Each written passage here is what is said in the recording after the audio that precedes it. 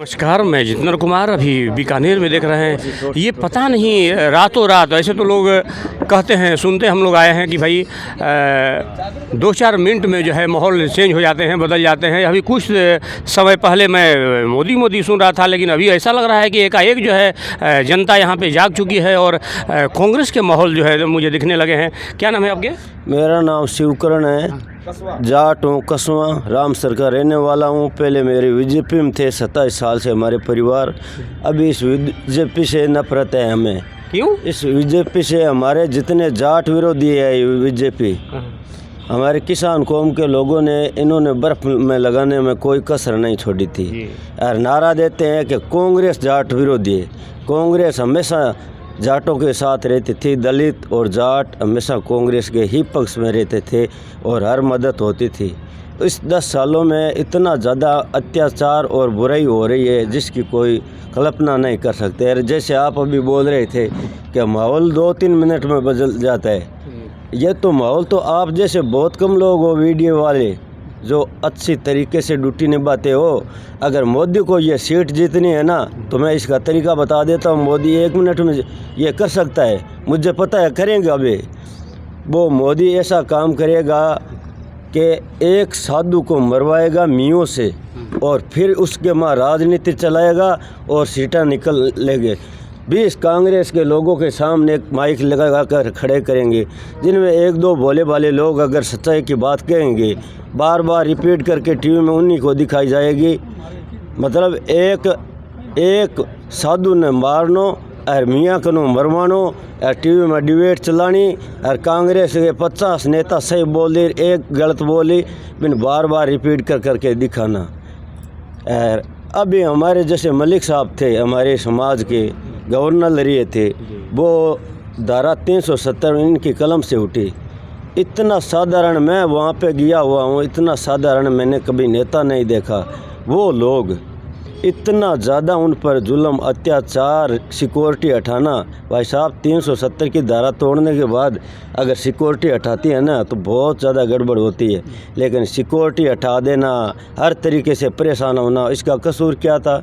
कसूर किसान का बेटा था और किसानों के पक्ष में बोला था, इसलिए इनके लारे ऐसा कर दिया गया।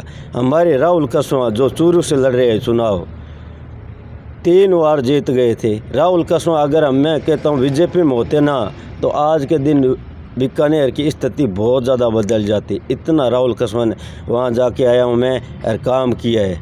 लेकिन ये कहते हैं कि जयचंद है, खंजर खोपा है, कुछ लोग ऐसे करते हैं, ऐसा करते हैं। अगर ऐसा करने से टिकट कटती तो इस अर्जुन राम की क्यों नहीं कटी टिकट, जो वाकायदा में देवी सिंह भाटी को हराया था इन्होंने। कांग्रेस की आंधी चलती थी फिर भी ये देवी सिंह भाटी जीतता था। तो मोदी की आंधी चल रही तो इसे और ज़्यादा वोटों से जीतना चाहिए था, लेकिन ये हरवाया गया था। फिर भी इनकी टिकट अर्जुन राम की नहीं कटी। और जो आदमी एक बार अगर किसान का बेटा हारता है ना, तो दूसरी बार भी मौका देती है सरकार, नेता होते हैं तो। 3.5 लाख वोट से जीतने वाले व्यक्ति को टिकट काट देना बिना किसी नेताओं के, सिर्फ 1-2 छुटपुटिया नेता के लिए। तो उन नेताओं को भी मैं ये संदेश देना चाहता हूँ कि चाहे हमारा कुछ भी बिगड़ जाए, इस बार जाट जितनी होगा उतनी कांग्रेस को सपोर्ट करेगा। और जिन लोगों ने राहुल हो या मलिक साहब हो या कोई भी हो, चाहे हनुमान बेनीवाल हो, उस पर जो करेगा इसके लिए हम बर्दाश्त बिल्कुल नहीं करेंगे। और हमारे गांव में एक चर्चा चलती थी, अर्जुन राम से नाराज़ थे लोग, ये चलती थी कि कैसे भी करके गोविंद राम अगर आ जाए ना तो इसको हरा सकता है। नहीं तो अभी अचानक चेहरा आता है नया, लोग विश्वास नहीं करते हैं। एक किंतु परंतु चलती थी कि गोविंद राम जी आ जाए तो ठीक है।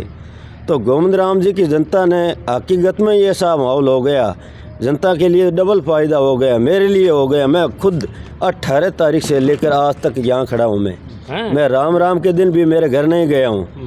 क्यों? कह के लोग गोविंद राम जी को इतने चाहते हैं। वो दलितों के ही नहीं, वो जाटों के सब के नेता है।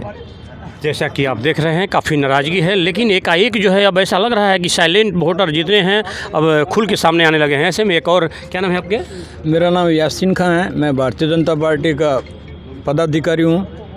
तो ये और सारे बीजेपी वाले जो है कांग्रेस में कैसे आने लगे? अभी तो हवा चल रही है कांग्रेस। नहीं, हम बीजेपी वाले हैं, भारतीय जनता पार्टी वाले नहीं हैं हम। अच्छा अच्छा। भारतीय जनता पार्टी और बीजेपी में फ़र्क है। जी जी बीजेपी तो हमारी है, वो है बसलपुर जनता पार्टी, जी जी जी। और भारतीय जनता पार्टी में नहीं, हम बसलपुर जनता पार्टी में हैं। और बसलपुर, जैसे भाई ने बताया कि बसलपुर के जो जनता पार्टी का कार्यकर्ता है देवी सिंह भाटी, उसको इसने अर्जुन राम ने डैमेज किया। जी जैसे मित्र ने बताया है, वो सही बात है। तो एक बात है कि ये जुमला फेंक रहे हैं 400 पार, तो ये 400 पार साउथ में तो इनके कुछ नहीं आना है। सही बात। और अब रही राजस्थान, इस उत्तर भारत में अब आप देखो, उत्तर भारत में राजस्थान में 25 में से कुछ कम होगी, हिमाचल में कुछ कम होगी, हरियाणा में कुछ कम होगी, तो ये 200 पार का आंकड़ा भी नहीं पार कर पाएगा। जी जी। ये 200 का भी नहीं कर पाएगा। सब भी नहीं होगा।